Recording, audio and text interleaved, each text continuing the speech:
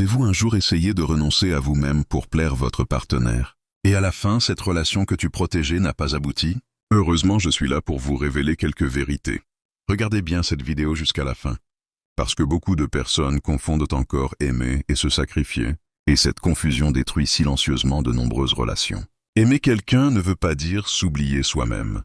Dans une relation saine, l'amour ne demande pas de renoncer à ses besoins, à ses valeurs ou à sa dignité. Prenons un premier exemple.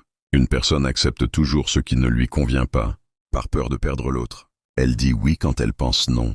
Elle se tait quand quelque chose la blesse, et avec le temps, elle devient frustrée et épuisée émotionnellement. Ce n'est pas de l'amour, c'est de l'auto-abandon. Un autre exemple très courant. Quelqu'un change totalement pour plaire à son partenaire. Il abandonne ses amis, ses projets, ses passions. Au début, cela semble être une preuve d'amour. Mais plus le temps passe, plus cette personne se sent vide et la relation devient déséquilibrée. Aimer sans se sacrifier, c'est savoir dire oui à l'autre sans dire non à soi-même. C'est exprimer ses besoins avec respect. C'est poser des limites claires sans culpabilité. Les limites ne détruisent pas l'amour, elles le protègent. Dans une relation mature, chacun est responsable de son bonheur. On se soutient, on se comprend, mais on ne se perd pas l'un dans l'autre. Quand l'amour est sain, il permet à chacun de grandir, pas de disparaître. Retenez ceci, si aimer vous fait souffrir en silence, vous épuisez ou vous oubliez, ce n'est plus de l'amour équilibré.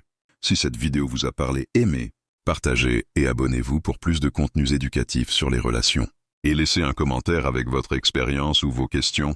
Votre participation enrichit la discussion.